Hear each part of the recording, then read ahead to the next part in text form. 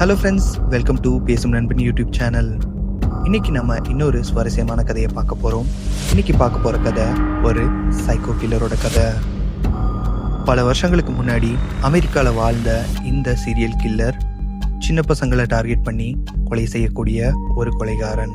இந்த serial கில்லருக்கு silent Carver, அதாவது ஊமை அரக்கன் அப்படிங்கிற ஒரு பேரும் போலீஸ் கொடுத்திருந்தது. இதுக்கான காரணம் என்ன அப்படின்னா, இந்த கொலைகாரனுக்கு கன் பயன்படுத்தவோ இல்லை வேறு ஆயுதங்களை பயன்படுத்தவோ பிடிக்காது. அதுக்கு மாறா மரக்கட்டைகளை செதுக்கிறதுக்கு பயன்படுத்துகிற ஒளியை பயன்படுத்துறது தான் அந்த கில்லருக்கு ரொம்ப பிடிக்கும். ஏன்னா அந்த கில்லரோட தொழிலே மரக்கட்டைகளை வச்சு சிலைகள் செய்கிறது தான். பல நாட்களாக வீடுகளை கவனித்து அதுக்குள்ளே இருக்கிற குழந்தைகள் தனியாக இருக்கும்போது, மழை பெய்யும் போது அந்த வீட்டுக்குள்ளே புகுந்து அந்த குழந்தைகளை கொலை செய்கிறது தான் ரொம்பவே பிடிச்ச ஒரு விஷயம். அந்த மழையோட சத்தத்தில் அந்த குழந்தைகளின் வழியில் துடிக்கிற அந்த சத்தம் வேற யாருக்குமே கேட்காது. அந்த கதறல் சத்தங்களை கேட்டு கொலை பண்ணுறது தான் அந்த சைக்கோ கில்லருக்கு ரொம்ப பிடிச்ச விஷயம். இந்த கில்லர் கிட்ட மாட்டின ஒரு 12 வயசான சின்ன பையன் வாழ்க்கையில என்ன நடந்தது அப்படிங்கிறது தான் இந்த கதையில நம்ம பார்க்க போறோம். ஒரு நாள் சாயங்காலம் 6 மணி அளவில் சார்லஸ் அவனோட வீட்டுக்கு பின்னாடி இருக்கிற கார்டன்ல விளையாண்டுகிட்டு இருக்கான். ஆஃபீஸ்ல இருந்து திரும்பி வந்த சார்லஸோட அப்பா டயர்டாயிட்டு சோஃபா மேல உட்காந்துட்டு நியூஸ் பேப்பரை படிக்கிறாரு. அதுல முதல் பக்கமே 10 கொலைகளை செஞ்ச சைக்கோ கில்லர் குழந்தைகளை டார்கெட் பண்ணி கொலை பண்ணிட்டு இருக்கான் அப்படிங்கிறத பாக்குறாரு. பதட்டமான சார்லஸோட அப்பா சார்லஸோட அம்மாவை கூப்பிட்டு நியூஸ் பேப்பரை காட்டி, இந்த மாதிரி விஷயங்கள்லாம் நடக்குது, நம்ம கொஞ்சம் ஜாக்கிரதையா இருக்கணும் அப்படின்னு சொல்றாரு. சார்லஸோட அப்பா சார்லஸை வீட்டுக்குள்ள கூப்பிட்டு நியூஸ் பேப்பர்ல வந்த விஷயங்கள் எல்லாம் சொல்றாரு. தனியா இருக்கும்போது யாராவது கதவை தட்டுனா திறந்துடாத அப்படிங்கறதையும் சொல்லி கொடுக்கறாரு. கொஞ்ச நேரம் கழிச்சு சார்லஸோட அப்பா போனுக்கு ஒரு கால் வருது. போன் கால்ல சார்லஸுடைய தாத்தா சீரியஸா இருக்கிறதாகவும், சார்லஸுடைய அப்பா அம்மா ஹாஸ்பிட்டலுக்கு போக வேண்டிய ஒரு சூழ்நிலை இருக்கும் அப்படிங்கிறது தெரிய வருது.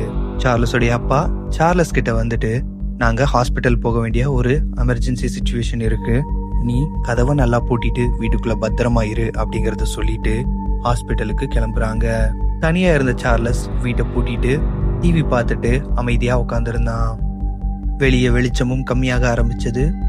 லேசா இடியும் இடிக்க ஆரம்பிச்சது. ஜன்னல் வழியா வெளியே எட்டி பார்த்த சார்லஸ் வெளியே மழை தூறத கவனிக்கிறான். கொஞ்ச நேரத்திலேயே மழையும் பெருசாக ஆரம்பிக்குது.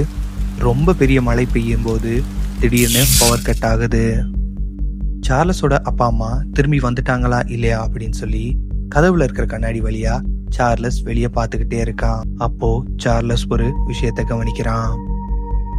மழையில அடிக்கிற மின்னல்ல அவனுக்கு ஒரு மஞ்சள் கலர் கோட் போட்ட ஒரு உருவம் அங்க நின்றுட்டு இருக்கிறத பாக்குறான். கையில மிகப்பெரிய ஒரு டூலை வச்சிருக்கிறதையும் கவனிக்கிறான். அதை பார்த்த சார்லஸுக்கு ஒரு நிமிஷம் பக்குன்னு ஆகுது. பயத்துல கதவை நல்லா லாக் பண்ணிட்டு பெட்ரூம்ல இருக்கிற கட்டிலுக்கு கீழே போய் உட்காந்துக்கிறான் சார்லஸ். மழை பெய்யுற சத்தம் ஜோரா கேட்டுக்கிட்டே இருந்தது.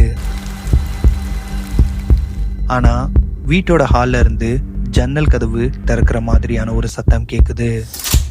ரொம்பவே பயந்து போன சார்லஸ் அவனோட கண்களை இறுக்கமா மூடிட்டு அந்த இடத்துல மூலையில உட்காந்துருக்கான். மெதுவா ஹால்ல யாரும் நடக்கிற மாதிரி ஷூஸோட சத்தங்கள் கேக்குது.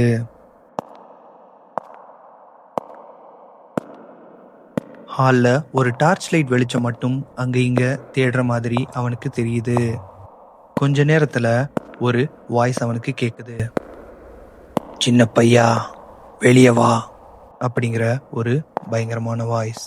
அதை கேட்டு பயந்து நடுங்க ஆரம்பிச்சான் சார்லஸ். மெதுவா அந்த கில்லரோட கால்கள் பெட்ரூமை நோக்கி நடக்க ஆரம்பிச்சது. கால்கள் அவனுக்கு பக்கத்துல வர வர சார்லஸுக்கு என்ன பண்ணணும்னே புரியல. ரொம்பவும் பயந்து நடுங்குறான். அந்த டார்ச் லைட் பெட்டுக்கடியில மெதுவா வருது. மெதுவா கில்லர் குனிஞ்சு கீழே யாராவது இருக்காங்களான்னு பாக்குறான். பெட்டுக்கு கீழே எம்டியா காலியா இருந்தது. எந்திரிச்சு வேற ரூம் பக்கம் போக ஆரம்பிச்சான் கில்லர்.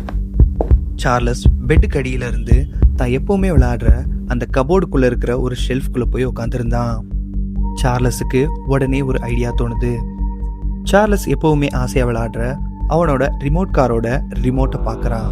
அவனோட கார் ஹால்ல இருந்ததால அந்த ரிமோட் கண்ட்ரோலை பயன்படுத்தி அந்த கார் வீட்டோட என்ட்ரன்ஸ் கதவை தட்டுற மாதிரி பண்றான்.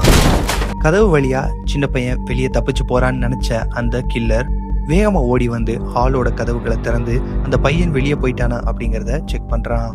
இந்த டைமை யூஸ் பண்ணிக்கிட்ட சார்லஸ் வேகமா கிச்சனுக்குள்ள ஓடி போயிட்டு அங்க இருக்கிற எண்ணெய் பாட்டில், மிளகா பொடி, இந்த மாதிரி நிறைய விஷயங்களை கையில எடுத்துட்டு ஹால்ல என்ட்ரன்ஸ்ல எண்ணெய நல்லா ஊத்தி வச்சிடறான்.